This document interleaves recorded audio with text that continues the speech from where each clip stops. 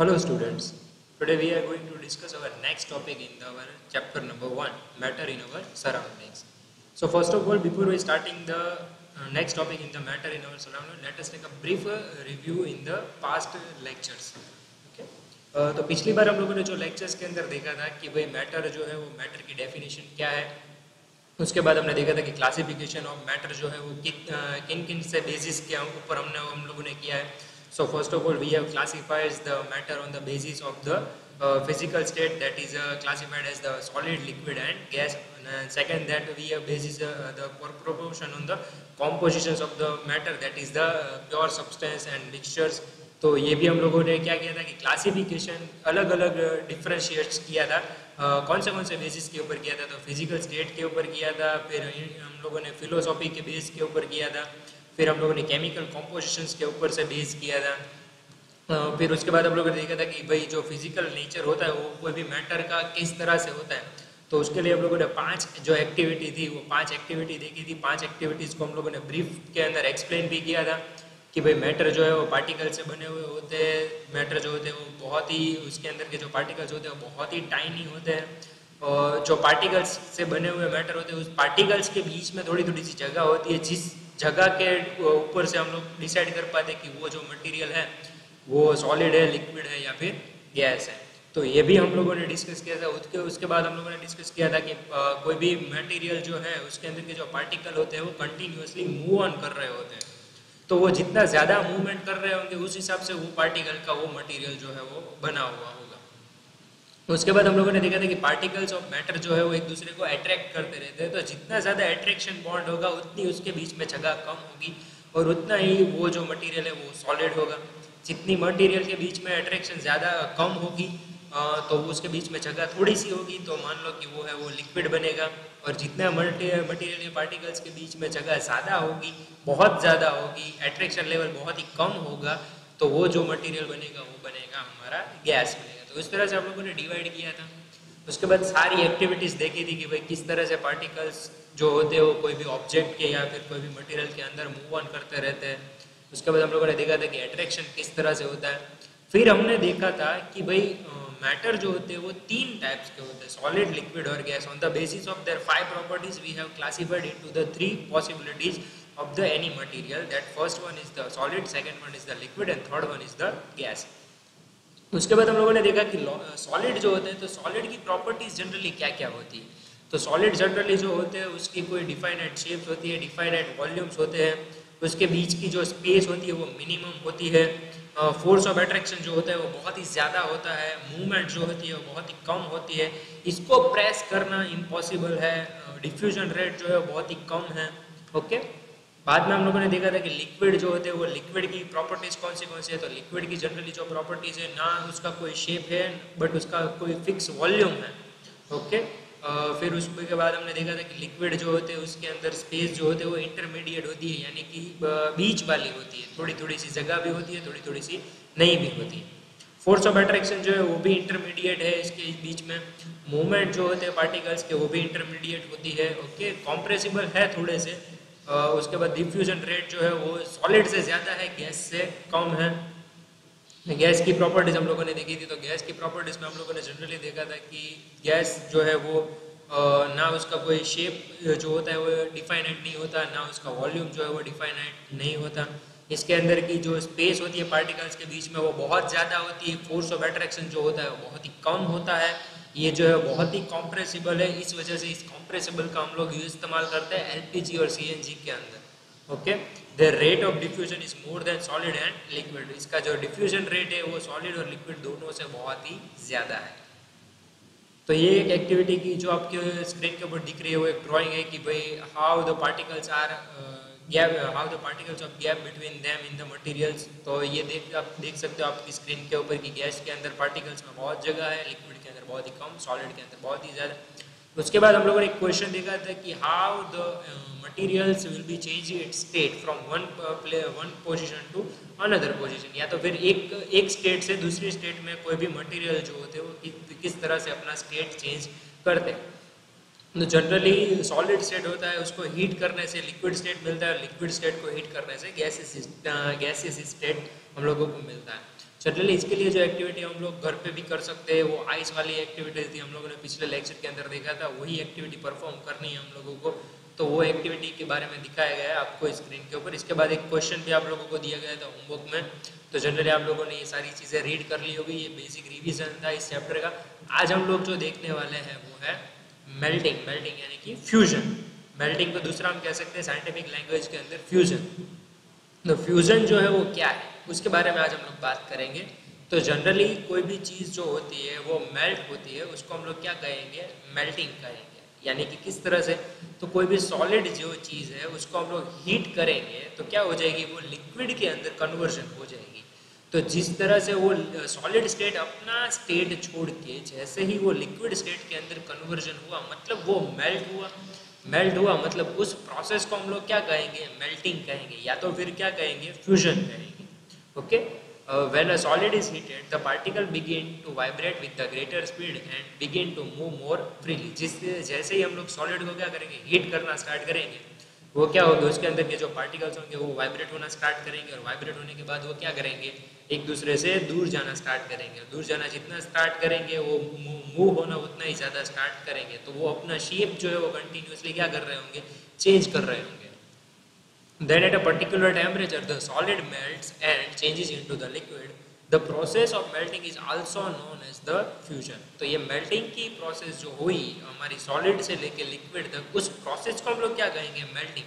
और मेल्टिंग की प्रोसेस को दूसरे किस शब्दों से हम लोग जानेंगे, तो उसको हम लोग जानेंगे फ्यूजन से। Okay, the temperature at which a solid melts is called its melting point. The melting point of ice is 0 degree Celsius और 273 केल्विन। ये बहुत ही इंपॉर्टेंट है कि जब भी आप लोगों को पूछा जाएगा कि कोई भी सेल्सियस को आपको डिग्री सेल्सियस को आपको केल्विन के अंदर कन्वर्जन करना है, तो आप कैसे कन्वर्जन कर सकते हो। तो 0 डिग्री सेल्सियस यानी कि 273 केल्विन होता है जनरली। दूसरा ये कि जो हमारा कोई भी चीज़ जहाँ पर से पिघलना स्टार्ट हो, यानी कि जिस पॉइंट के ऊपर से आइस ने पिघलना स्टार्ट किया, उस पॉइंट को हम लोग क्या कहेंगे, मेल्टिंग पॉइंट कहेंगे। तो उस मेल्टिंग पॉइंट जो है वो आइस के लिए कितना है, तो 0 डिग्री सेल्सियस जो है वो आइस के लिए मेल्टिंग पॉइंट है, जहाँ पर से उसने पिघलना स्टार्ट कर दिया है। आइस ने क्या किया है, पिघलना स्टार्ट कर दिया 0 डिग्री सेल्सियस। या तो मैं उसको केल्विन के अंदर कैसे बोल सकता हूँ, तो 0 डिग्री सेल्सियस या तो फिर 273 केल्विन बोल सकता हूँ। ओके, तो जब भी आप लोगों को पूछा जाएगा कि मान लो कि 100 डिग्री सेल्सियस आप लोगों को दिया गया है, तो आप लोग क्या कर सकते हो, सिंपली मान लो कि आप लोगों का जो क्वेश्चन है वो आप लोगों से पूछा जाएगा कि 100 डिग्री सेल्सियस को आपको केल्विन के अंदर कन्वर्जन करना है, तो आप कैसे केल्विन के अंदर कन्वर्जन कर सकते हो। तो जनरली 0 डिग्री सेल्सियस पे 273 केल्विन होता है, तो 100 डिग्री सेल्सियस होगा तो उसमें मैं क्या करूँगा, 100 प्लस 273, तो क्या हो जाएगा, 373 केल्विन हो जाएगा। ओके, समझ में आ गया आप लोगों को। नेक्स्ट जो है वो हम लोग देखेंगे कि मान लो कि कोई भी एक एग्जांपल आप लोगों को दिया गया हो, उस एग्जांपल में आप लोगों को बोला गया हो कि भाई केल्विन को सेल्सियस के अंदर मेजरमेंट करना है, कि केल्विन को सेल्सियस के अंदर आप लोगों को कन्वर्जन करना है, तो आप क्या कर सकते हो, जनरली -273 करोगे तो क्या हो जाएगा, वो सेल्सियस के अंदर कन्वर्जन हो जाएगा। जैसे ही आप प्लस के सेल्सियस को अगर केल्विन में कन्वर्जन करना हो तो आप क्या करोगे, प्लस करोगे 273, और केल्विन को अगर सेल्सियस में कन्वर्जन करना है तो आप क्या करोगे, -273 केल्विन करोगे। Okay, latent heat of fusion मतलब क्या है, कि लेटेंट हीट ऑफ फ्यूजन मतलब क्या है, इसका नाम तो बहुत डिफिकल्ट है, ये पॉइंट का मतलब है बहुत ही सिंपल कि मान लो कि the amount of heat energy required to change 1 kilogram of a solid into the liquid, यानी कि 1 किलोग्राम जो सॉलिड है उसको मुझे अगर लिक्विड के अंदर कन्वर्जन करना है, और वो भी कैसे, बाहर से कोई भी मैं प्रेशर नहीं डालूंगा, सिर्फ एटमॉस्फेयर के प्रेशर के ऊपर ही डिपेंडेंट रहूंगा। जो एटमॉस्फेयर का जो टेम्परेचर है वो अगर 1 किलोग्राम सॉलिड को लिक्विड में कन्वर्जन करता है, तो जब भी वो जो टेम्परेचर के ऊपर, जिस भी एटमॉस्फेयर के टेम्परेचर के ऊपर वो 1 किलोग्राम जो सॉलिड है वो लिक्विड में कन्वर्जन होना स्टार्ट हुआ, जिस पॉइंट के ऊपर है ना, याद रखना ये कि भाई जो भी एटमॉस्फेयर का प्रेशर है वो एटमॉस्फेयर के टेम्परेचर के प्रेशर के ऊपर 1 किलोग्राम जो सॉलिड है वो लिक्विड में कन्वर्जन हुआ स्टार्ट हुआ, उसको हम लोग जिस पॉइंट के ऊपर हम लोग क्या कहेंगे, उसको हम कहेंगे लेटेंट हीट ऑफ फ्यूजन। यानी कि 1 किलोग्राम सॉलिड जो है वो एटमॉस्फेयर के ये पॉइंट के ऊपर से जहाँ पर से मेल्ट होना स्टार्ट हुआ, उस पॉइंट को हम लोग कहेंगे latent heat of fusion. Latent heat मतलब क्या, एटमॉस्फेयर की जो हीट है उसकी वजह से जो मेल्टिंग डाउन होना शुरू हुआ, उसको हम लोग बेसिक क्या कहते हैं, लेटेंट हीट ऑफ फ्यूजन कहते हैं। ओके, समझ में आ गया, बहुत ही ईजी है। तो आज आप लोगों को एक्सप्लेन करना है कि what is the process of melting and explain the latent heat of fusion. मैं यहाँ पर साइड में आप लोगों को लिख के दे देता हूँ ताकि आप लोगों को पता चले कि आप लोगों का आज का जो क्वेश्चन है उसमें आप क्या क्या करना है। Explain the process of melting and what is latent heat of fusion। तो ये आप लोगों को एक्सप्लेन करना है। तो अभी आप लोगों को समझ में आ गया होगा कि जो मेल्टिंग की प्रोसेस है वो क्या है, सॉलिड को लिक्विड के अंदर कन्वर्जन करने की प्रोसेस को कहेंगे मेल्टिंग। ओके, दूसरा वर्ड क्या लिखेंगे कि भाई जो आइस जो है वो लिक्विड के अंदर कन्वर्जन होता है तो वो भी क्या हुई, मेल्टिंग की प्रोसेस। मेल्टिंग की प्रोसेस को दूसरा क्या कह सकते हैं, फ्यूजन कह सकते हैं। तीसरा वर्ड लिख सकते हैं कि भाई जो नेचुरल मेल्टिंग पॉइंट है वो आइस का कितना है, तो 0 डिग्री सेल्सियस है या तो फिर 273 केल्विन है। तो ये 4 पॉइंट आप लोग लिख सकते हो मेल्टिंग की प्रोसेस के अंदर। उसके बाद आपको एक्सप्लेन करना है कि what is the latent heat of fusion.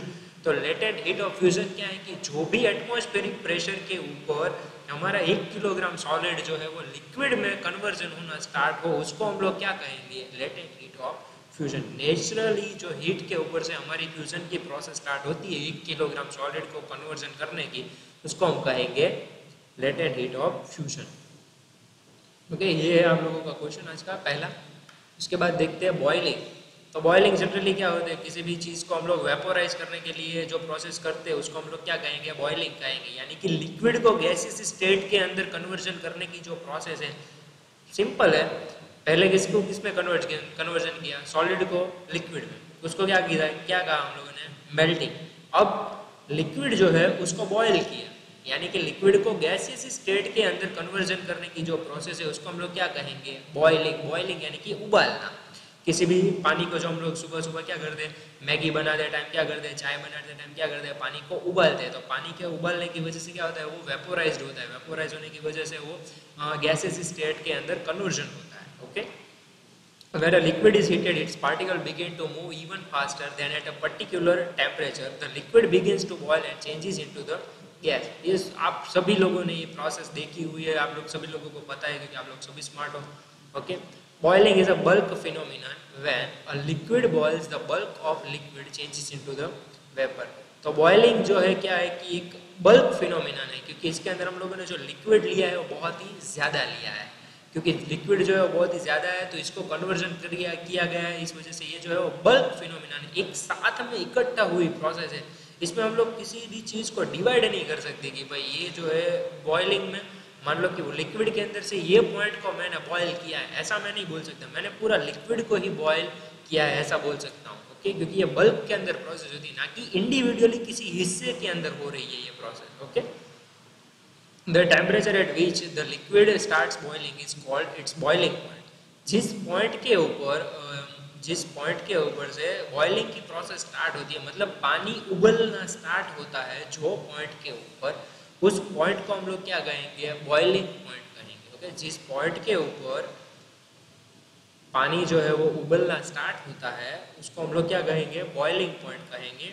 और वाटर का जो बॉइलिंग पॉइंट है वो क्या है, 100 डिग्री सेल्सियस है। और अभी हम लोगों ने कन्वर्जन किया था 100 डिग्री सेल्सियस हो तो इसको मैं केल्विन में कितना लिख सकता हूँ, तो 100 में कितना ऐड करना है, 273 ऐड करना है। तो जनरली वो क्या हो जाएगा, 373 केल्विन हो जाएगा। ओके, बहुत ही ईजी है। ओके,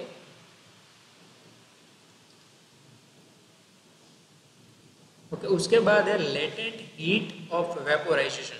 तो लेटेंट हीट ऑफ वेपोराइजेशन क्या है, जिस तरह से हम लोगों ने 1 किलोग्राम सॉलिड को लिक्विड में कन्वर्जन होने के लिए रखा था एटमॉस्फेरिक प्रेशर के ऊपर, उसी तरह से हम लोग 1 किलोग्राम लिक्विड को गैसेस फॉर्म में कन्वर्जन होने के लिए रखेंगे एटमॉस्फेरिक प्रेशर के ऊपर, ना कि किसी भी तरह का बाहर से कोई हिस्सा हम लोग उसको प्रोवाइड करेंगे।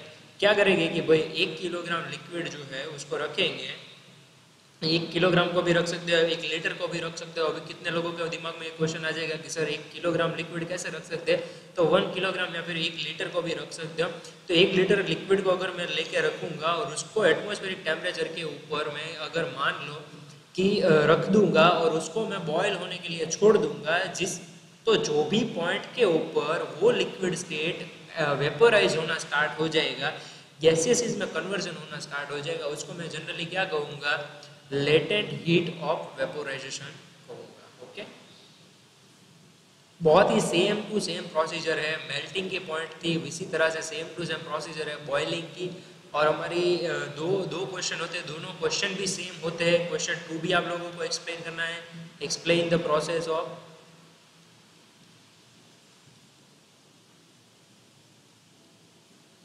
बॉइलिंग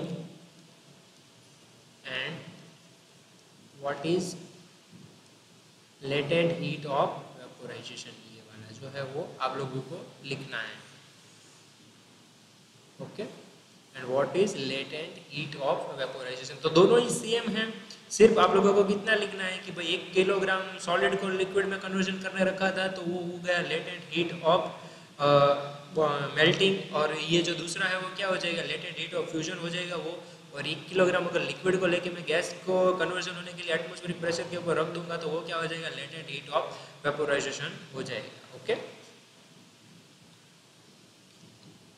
थर्ड पॉइंट जो आप लोगों का है वो है effects of temperature on the molecular of motion. तो जब कोल्ड होंगे तो सॉलिड के जो मॉलिक्यूल्स होंगे वो इस तरह से होंगे, हॉट होंगे तो धीरे धीरे सॉलिड के जो मॉलिक्यूल होंगे वो क्या हो जाएंगे, दूर होते जाएंगे। आप लोग देख ही सकते हो पहले कितने पास थे। जितना मैं कोल्ड करूंगा सॉलिड को मैं जितना कोल्ड करूंगा वो मॉलिक्यूल्स क्या कितना नजदीक आते जाएंगे। ओके, फोर्स ऑफ अट्रैक्शन जो है वो इन दोनों के बीच में, मॉलिक्यूलर्स के बीच में बढ़ता जाएगा। और जैसे ही मैं हॉट करना स्टार्ट करूंगा सॉलिड को, उसी तरह से मॉलिक्यूलर जो होंगे वो क्या हो जाएंगे, एक दूसरे से भागने लगेंगे दूर दूर। ओके,